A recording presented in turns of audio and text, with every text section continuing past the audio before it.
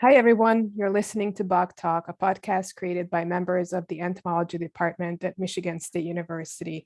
My name is Sophia, and today's guest is Hannah Burrack. Hi, Hannah. Hi, Sophia. It's very nice to have you on the podcast, and it's been long overdue, I feel like, to have you as a guest. So, super excited to have you. Yeah, I really appreciate the invitation. I'm looking forward to having a conversation about myself and the department and how we can do awesome things together. Yeah, for those of you that are not familiar with Hannah, Hannah is our incoming chair of the department. She's going to be starting in January. And so we wanted to reintroduce her because it's been a while since the interview, and we feel like there is a lot of members of our department who are perhaps not familiar with her background. So we want to first chat about that and then go on to talk about some other things. So why don't we start with that, Hannah? Tell us more about yourself. Where did you grow up? And how did you get into entomology? Great. Yeah. So I always tell folks that I just never outgrew my creepy crawly phase. I feel like most little kids are fascinated by insects and things that are small like them.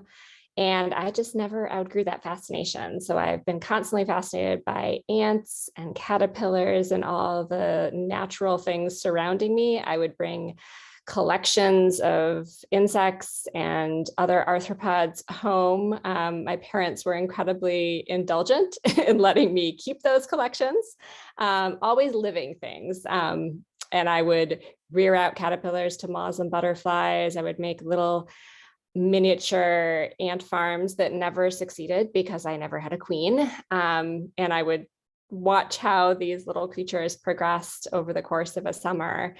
And that translated to pursuing an undergraduate degree in entomology at the University of Wisconsin. So I grew up in a small town in the northeastern part of Wisconsin, a fairly rural community, a little town called Shawano, about half an hour north of Green Bay, for anyone who is familiar with Wisconsin geography.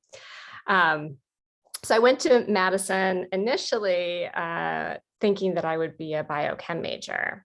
And the only reason that I didn't declare an entomology major was because on my visit day, the entomology advisor only had one meeting scheduled, and it was me.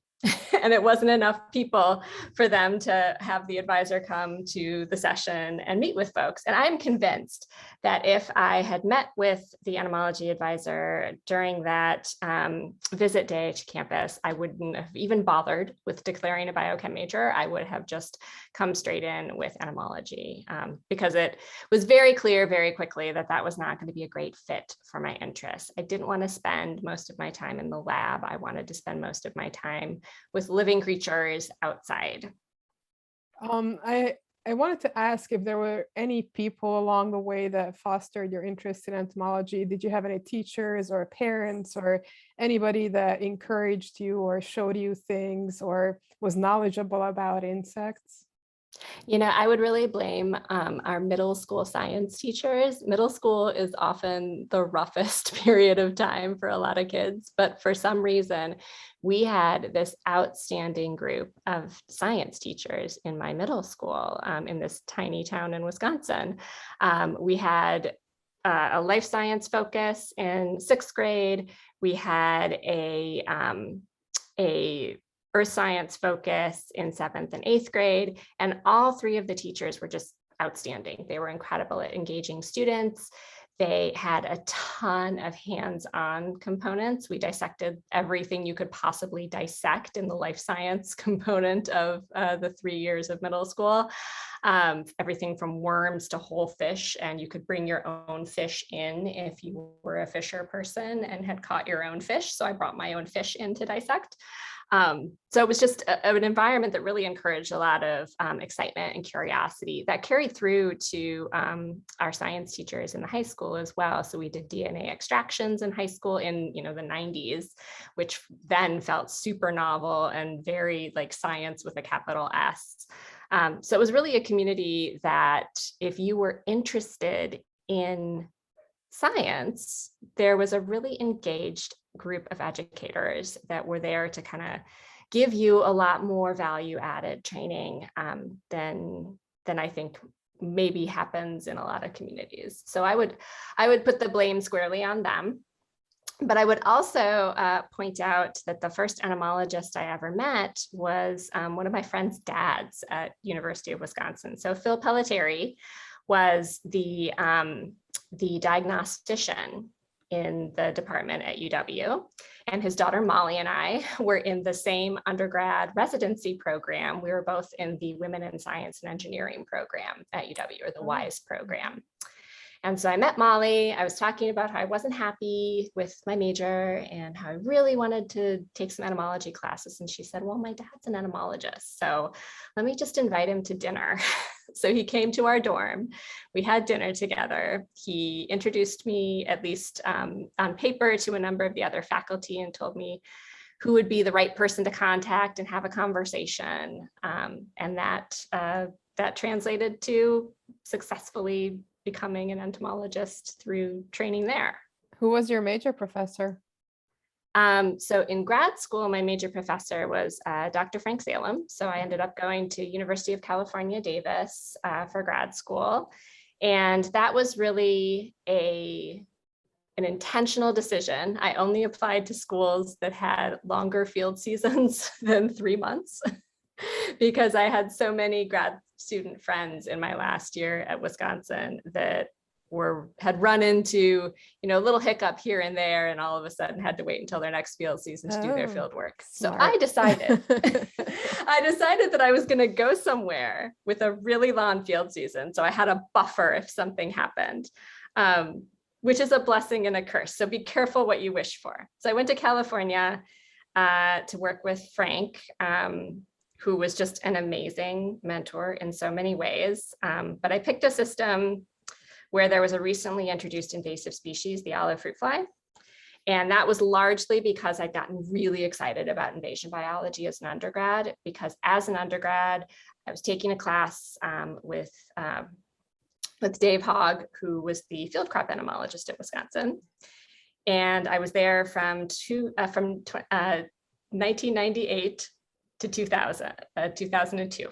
And so any invasion biologists in the Midwest know probably what happened in the years spanning that chunk of time.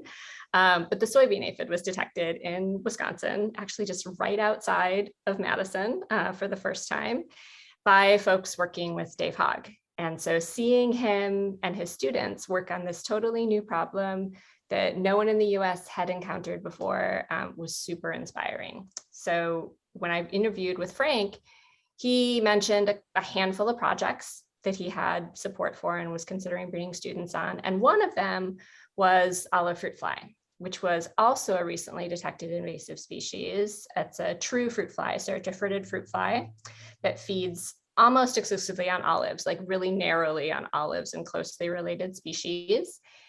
And unlike most of the differentiated fruit flies that we think of as invaders, this really narrow host range was thought to prevent it from being a globally invasive species. But surprisingly, it showed up in California in 1998.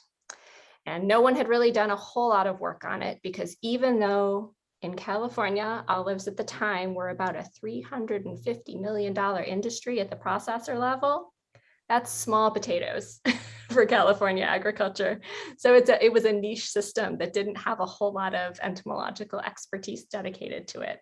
But Frank had some funding, which was checkoff money or pork money from the federal government to do work on olive fruit fly, to develop monitoring tools, integrated pest management strategies. And that just piqued my interest immediately, that there was this new invasive, this wealth of questions and these really fundamental issues that needed to be resolved, as well as an industry that really didn't have anybody helping them at the time. So it was a really easy decision, and one of the best decisions I've made professionally in my entire life, to go work on olive fly with Frank. Yeah, it can cut both ways working on an invasive, because sometimes you can't find the insect in high enough numbers because it's just starting to appear. And so putting a graduate student on those kinds of projects is always risky, I think. I know the aphid started out with a bang, but other invasive insects are more, low populations, and you're trying to get a project growing, but it's hard to find insects. So was it like that for you? So it was really interesting. I think because the olive fly had been in California for about 4 years when I started, it had become pretty firmly established in a small number of states, but it hadn't yet rapidly spread. And so I got to be there for that period of time where we went from 4 to 5 counties. And I've got a map that I use when I talk about olive fly, but you've got 4 to 5 counties that were lit up red at the beginning. And then you see this explosion of spread just kind of moving around the state. And the monitoring network that we put in place with the support that Frank had was actually responsible for all of those detections. So I had this really unique opportunity to coordinate a statewide monitoring network that was identifying new populations in real time while I was doing my dissertation research. So I really, as you said, that is a lucky situation. But it was a really lucky scenario. And I was really fortunate to have both a critter that cooperated and questions that were tractable and could be addressed in the time that I had. Yeah. So where did you go after that? You got your PhD, and then what?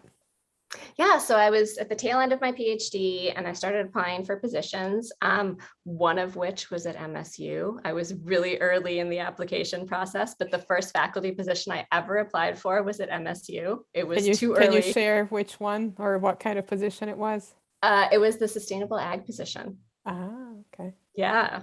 So I was it was in the fall semester of my last year at Davis. So it was a little bit early to really be competitive, but it was also a really good kick in the pants to get a packet together. Reality check. Exactly. Like I need to finish up at some point. And it's always easier to edit materials than to write them fresh. And so to have an actual deadline and a target to write a personal statement and write a research statement and write an extension statement, and then have those documents on hand to edit for future applications, was really nice. So even though it was more of an exercise than something that I necessarily thought was going to pan out, it was a good practice round, and it certainly put MSU on my radar of places to think about. But then in that following spring, more positions opened up and I applied for a couple others, including one at North Carolina State. And that's where I ended up interviewing, my first in-person interview.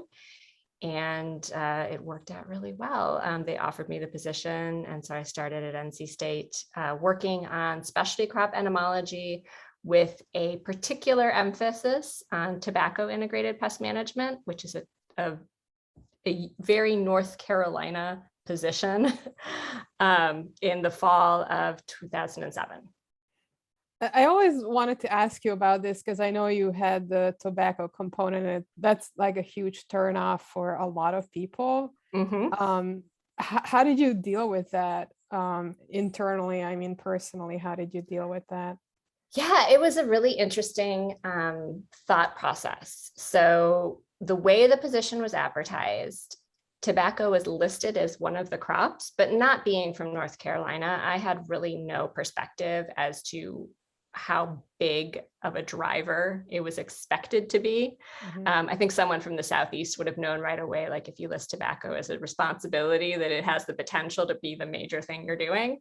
But growing up in the Midwest and doing my graduate work in California, I was pretty removed from that as a agri-ecosystem. So when I came out here and it became very clear very quickly that that was the big cropping system this position was going to be focusing on, I thought a lot about how I would feel about working on a crop that produces an inherently risky product. It is no secret that virtually all the tobacco grown in North Carolina and in the United States, for that matter, is used to produce cigarettes, which are not something that, I don't smoke. I don't think that people should smoke if they can make the choice not to. I don't think it's something that our society should encourage. And I, agree with a lot of the the societal mechanisms we put in place to reduce the harm associated with cigarette smoking. But as I got to know the grower community, I learned that, at least in this part of the country, nobody is just a tobacco grower. They are a tobacco grower, a cotton grower, a soybean grower, a corn grower, a sweet potato grower. They have a diversified cropping system on their farm, just like everywhere else, because they have to have rotational practices as a component of their pest management system. But I also learned that for many of these folks, tobacco was the thing keeping their farm viable, because those other crops, with the notable exception of sweet potatoes, year in, year out, do not turn a profit. So in terms of driving the agricultural system, maintaining land and agricultural production, and really being an important component of the rural economy, it's still a system that has a lot of relevancy. It's been decreasing pretty precipitously in the last 5 or so years, but the whole duration of my time here, it was not that difficult to look at those stakeholders and understand the rationale as to why they were growing this crop, even though many of them also did not smoke and understood the harm associated with the products that were produced from the crop they were growing. Yeah, I think in many ways it's similar to like coal mining. You understand the individual that's losing their job and is harmed by the loss of an industry, but you also understand the environmental impacts that it has, and you have this dual thought process going on in your mind at the same time that you have to, I don't know if you have to consolidate it, but you have to like juggle both at the same time, these dual feelings, right? Absolutely. And it's, for the bulk of the time that I've been in North Carolina, tobacco has been grown on anywhere from 160,000 to 200,000 acres. So that's a non-trivial area in the state. And just from an environmental impact standpoint, it is better for them to be making environmentally sound pest management choices. So choosing low environmental risk materials, only treating if they absolutely need to from an economic standpoint, all things that we've focused on in our program. That is better than having them have no guidance whatsoever, or having their guidance solely come from industry. And that's the alternative if you don't have public scientists who are at least engaged and understanding with that particular group of growers. And I've said multiple times, I'd be perfectly happy to be put out of business as the tobacco entomologist from an applied standpoint. If that crop was no longer grown here, I could easily and happily pivot to other things. But as long as it's that big of a footprint in the state, you do need someone who is able to, in my opinion, you need someone who's able to assist those growers in making as little environmental impact as they can while growing something that they've chosen to grow. So as you were, moving ahead on the tenure track process at North Carolina, you kind of started taking on, I guess, more and more responsibilities. Can you talk a little bit about how you got more and more involved in administration and how you sort of perceived leadership from your angle and what that meant to you? Yeah, so there were kind of two paths to taking on more of a leadership role that I took. The first was in ways that were directly related to my research and extension program. And that was largely due to the fact that another invasive showed up in my lap, which was spotted wing Drosophila, Drosophila suzuki. That won't be a surprise to anyone. It's the critter I've spent most of my career working on for the last 11 or so years. And it feeds on, and so in addition to tobacco responsibilities, to back up a little bit, I also have responsibilities for small fruit crops in North Carolina, which here means blueberries, strawberries, blackberries, raspberries, and grapes. And when spotted wing showed up, it fed on all of those and was actually the only critter that fed on all of those. So it was a unique opportunity to have something that intersected all of those different cropping systems. And having worked with Frank Salem for my major professor, he invited me out to the Western Spotted Wing Drosophila Group's meeting one year in 2008. And the rationale he had is this thing's going to show up in North Carolina. and you should be aware of it. So I went out, met the other folks who were working in the Western US on the insect, and got to know a little bit about what they were doing and became integrated in that group. And then, of course, sure enough, in 2010, it showed up in North Carolina. In being engaged with the Western community that was working on spotted winged Drosophila allowed me to be much more proactive here than I think folks who had not been as engaged with that group would have been. So I got some small seed dollars. We put together a surveillance network with county extension agents throughout the state of North Carolina. And then we expanded in the second year to South Carolina and Virginia. And that network in all three of those states was responsible for the first detections of spotted wing in each of the states. And so that gave our growers, and fortunately those detections occurred late in the growing season. So it gave our growers about 3 or 4 months to get up to speed on what this new problem might look like. And it gave us some valuable lead time before we started having real measurable crop loss the following year in 2010, 2011 in those states. So because of being positioned in the Eastern US, having some early footing working with spotted winged Drosophila, I started taking on more of a leadership role in building out projects that would address the particular needs of our stakeholders in the East. We have, for the most part, smaller scale operations than in the West for berry crops. We have more diversified farming systems within a single operation in many cases. We have a lot more fragmented landscapes. And so the management scenario is quite different compared to what growers and entomologists were focused on in the West. So I was able to build collaborations with colleagues at Rutgers, particularly Cesar Rodriguez Saona, as well as Greg Loeb up at Cornell, and then Rufus Isaacs at MSU. And the four of us started working really closely to try to build some headway to get support for research that would expand work on spotted winged Drosophila to the Eastern US. And I ended up taking the lead on a lot of those projects, partially because I wanted to, but also because this group of more senior faculty recognized that it's really useful when junior faculty get the opportunity to lead a big collaborative grant. It's a good professional development opportunity at the very least, but then if it gets funded, it really kind of thrusts you to a leadership role and a prominence that it's really hard to get otherwise. So I was lucky to have that community of 3 senior faculty members who were not only willing to let me take on this role, very supportive of my taking on this role, but also just incredibly easy to work with. Those three entomologists are just, I would say, the cream of the crop when it comes to working in applied entomology. So I felt really fortunate to my big collaborative national project ended up being with them, and then our colleagues from the Western US, so Vaughn Walton in Oregon State, Frank in California, as well as Kent Dana in California, who leads all the biological control efforts. So that was really driven by the incredible need associated with this particular insect and the devastation that it was causing, and to growers and to production systems overall.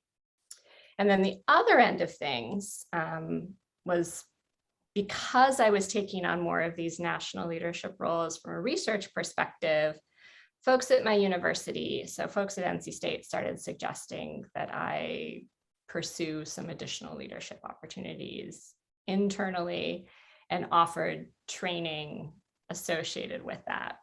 And at first my answer was no, thank you. It's like, I want to do science. I want to help my stakeholders. I want to continue doing these really exciting things related to invasion biology that I'm having the opportunity to do. That sounds like the worst job ever. Don't make me do administration.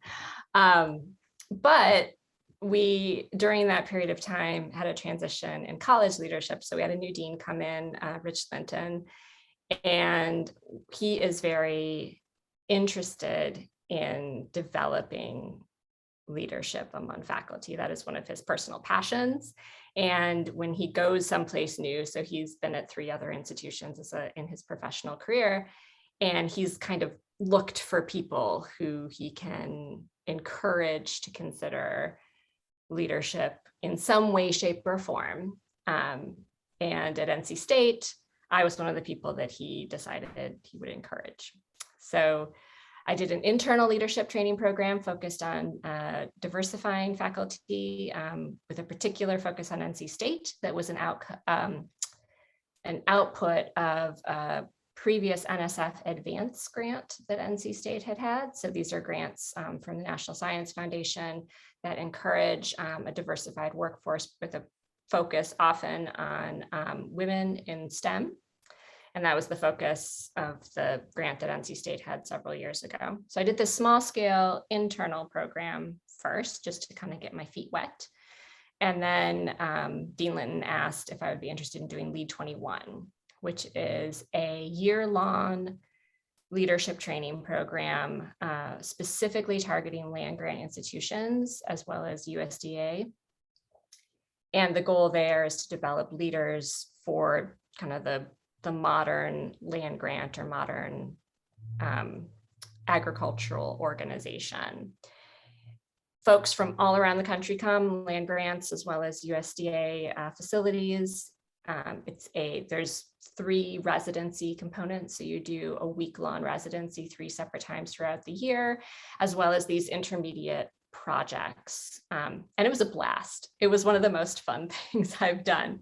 Can you talk a little bit about that? Because I understand what like a leadership program that targets diversity might be all about, but this other one, I'm not sure what like a syllabus might look like or whatever the equivalent of that is.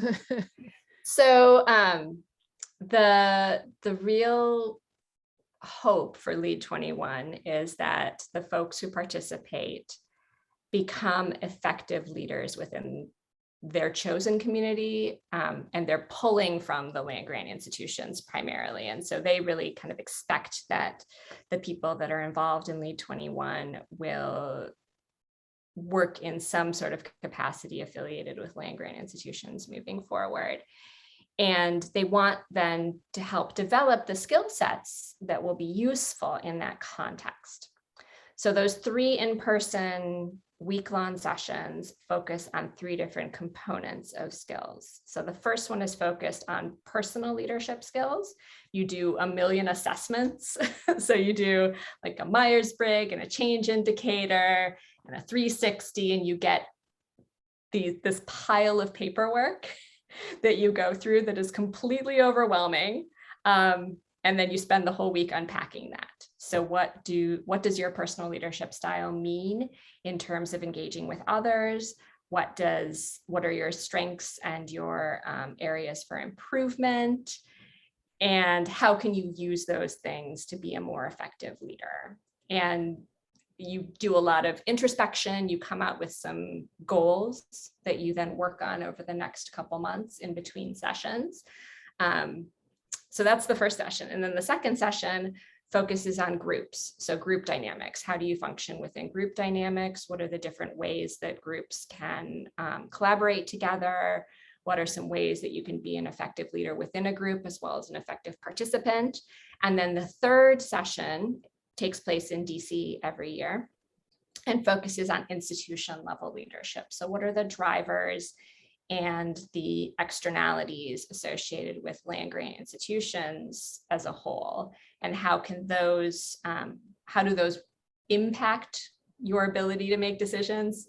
And how can you leverage those strengths of the institutions? So that's the kind of 10,000 foot view of how the Lead 21 program works. And it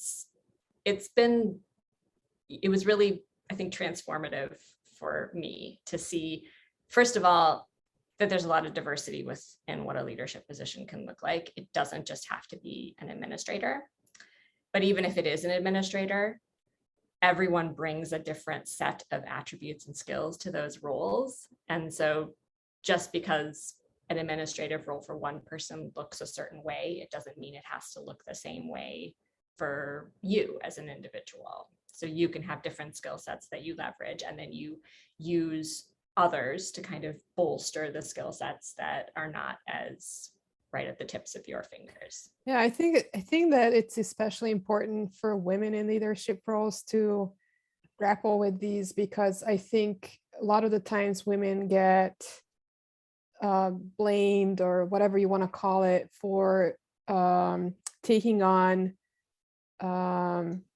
certain roles that are associated with male characteristics to become an effective leader, and that in the end they are effective because essentially they act as a male leader would act in those kinds of positions. And so I'm glad you said that, and I'm glad that this program has thought about that, because I do think that there are effective ways to become a female leader without taking on these roles that are maybe not associated with the gender that you represent. Yeah, or may not be how you would prefer to organize your leadership style either. I think one other thing that's really useful to unpack when it comes to kind of gender and leadership, particularly in the sciences, is that there is a disproportionate leadership burden that falls on women in the sciences. And that's largely because there are fewer of us.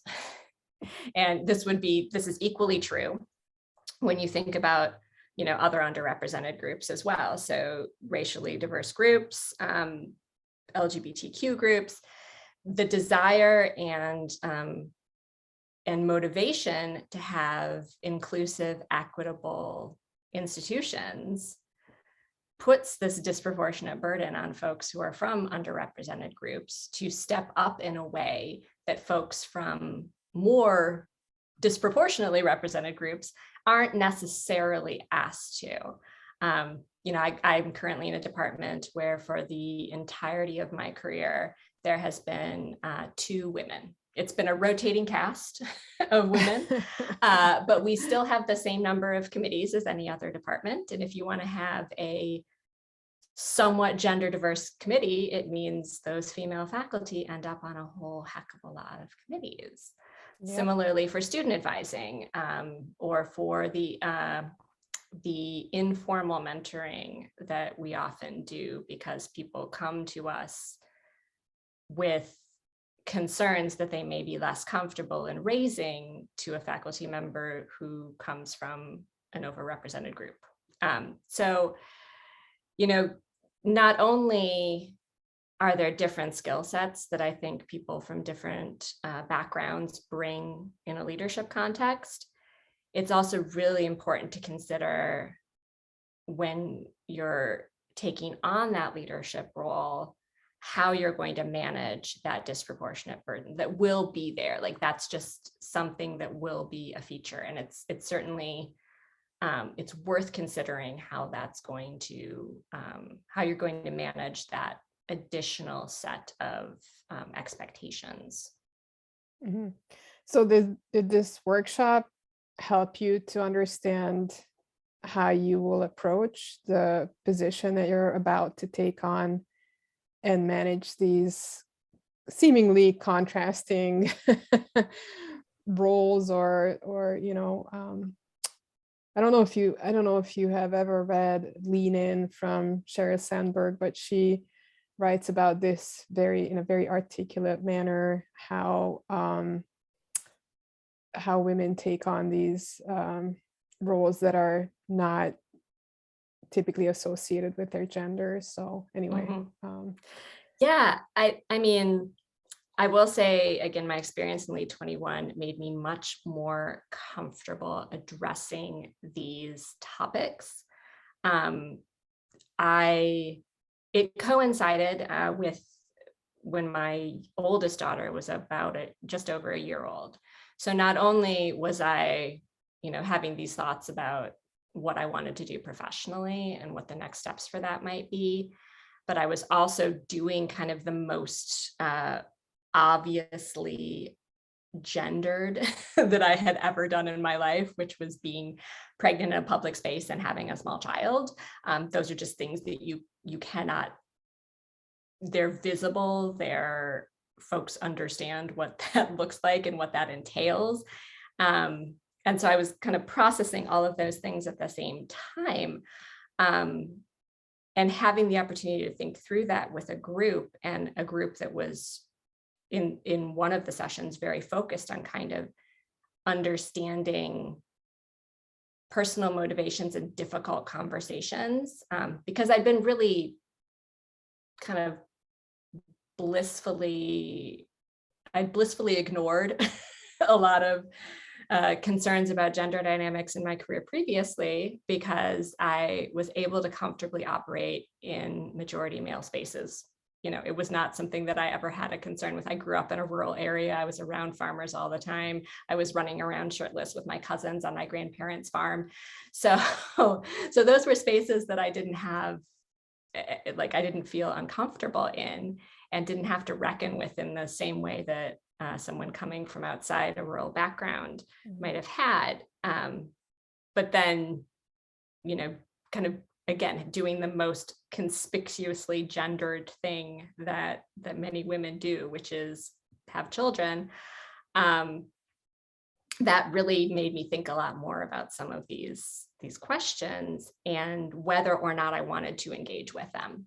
And that's something I thought about a lot through that training program is, am I avoiding these because I do not want to be engaged in these questions about representation and equity in entomology and the sciences more broadly, or am I avoiding them because they're hard?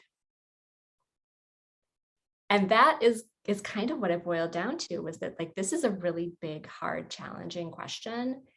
And I don't know, thinking back, you know, I being me in, 5 or 6 or 8 years ago now, I don't know that there's a solution, or I don't know that there's a solution that I can reach.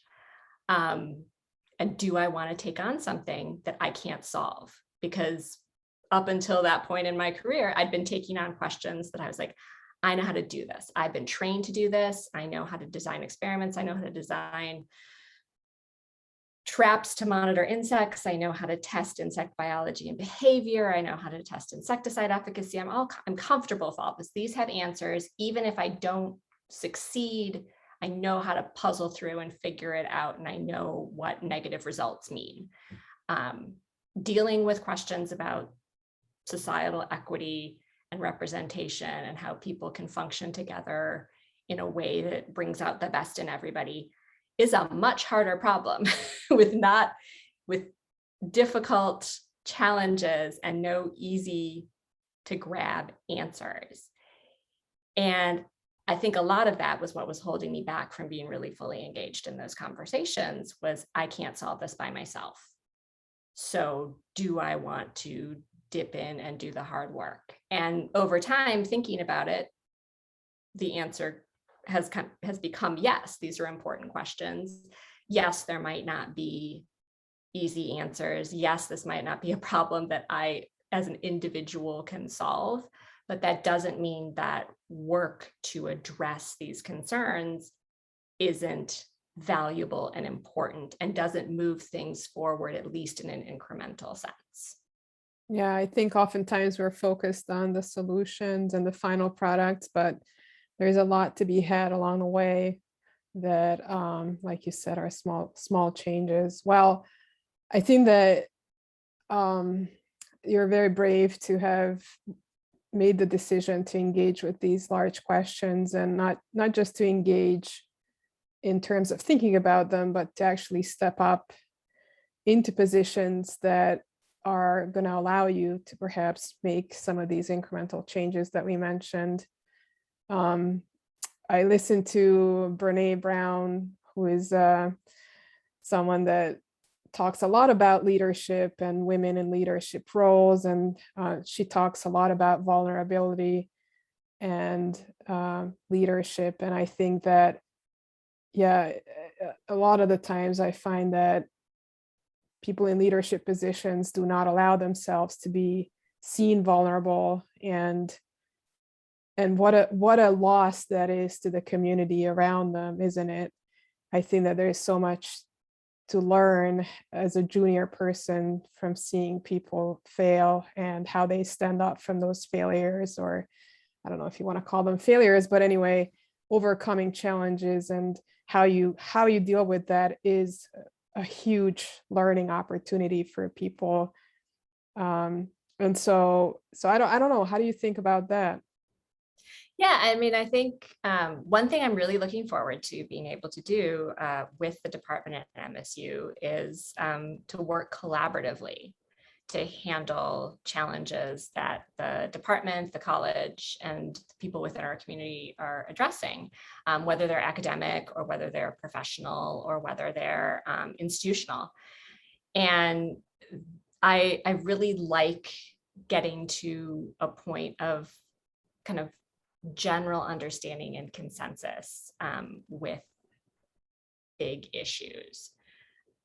Having conversations where information kind of percolates up from the entire community and permeates the culture so that those conversations start to move forward, advance each time.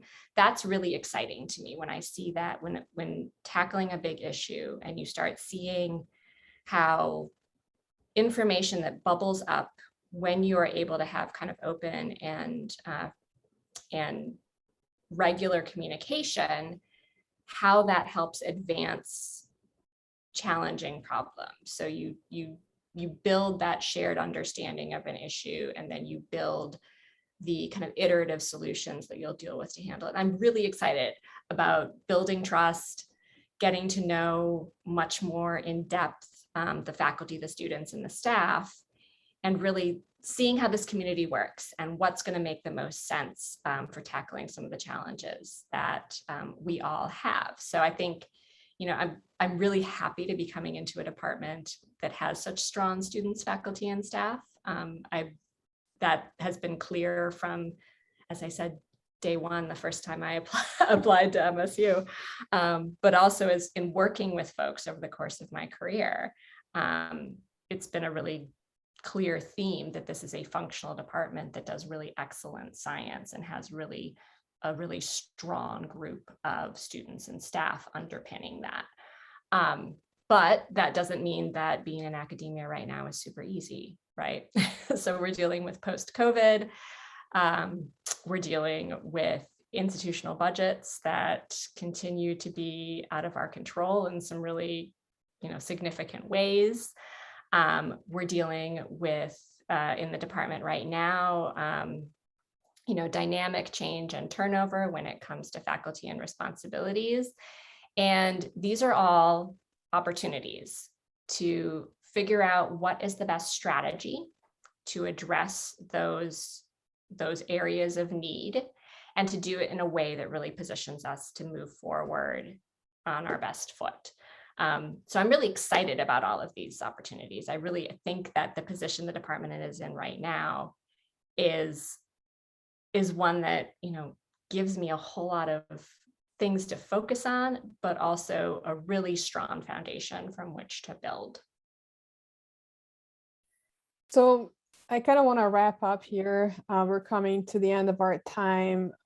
Maybe just leave people with a few updates on where you're at with moving to Michigan, and what's your official start date and all those kinds of things. Yeah, so I'm living in boxes right now. I'm currently in Raleigh, North Carolina still. I'm packing up my lab this week and my house next week. And then we'll be on the road getting settled in late November and December up in Michigan. My official start date will be January 1st. So I'll be on the clock as of 2022. And I'm really looking forward to being there physically in person and having some direct engagement with folks. So it is not a trivial thing to pack up a lab after having been somewhere for almost 15 years. So that has been a bit more daunting than I expected it would be. I have some students who are in the process of finishing up. So I have 3 master's students who will be finishing their theses in spring. And then they will be moving on to bigger, better things. Most of them are targeting industry positions, and one of them is likely going to continue on for a PhD. And I'm looking forward to seeing where they go with that. And then I've got a couple staff and a postdoc who are going to be continuing on a couple pending projects down here. So I'm going to be primarily focused on administrative activities once I'm in place at MSU. I'm not going to maintain a large research program, at least in the short term. I'm really looking forward to the opportunity to serve on graduate committees and knowing what graduate students are working on, but I don't anticipate bringing on students into my program, at least in the short term. It's a big enough job with enough of a learning curve that I want to be sure I can really focus on the things that I need to be focusing on. And then I expect that over time, those little potential research collaborations or scientific collaborations are going to kind of organically happen. But that's not the primary focus right now. Very cool. Well, thanks for coming on to the podcast, Hannah. I really appreciate it. And I'm sure that people are going to be happy to hear from you. And maybe in the future, we can have sort of a regular check-in just to see what's going on with you, with the department, and have a more open communication about administrative matters or any kind of other communication that we want to have with people in the department. I would love that. That sounds like a great idea. All right. Well, thanks everybody for listening to the podcast today, and we'll see you in the next one.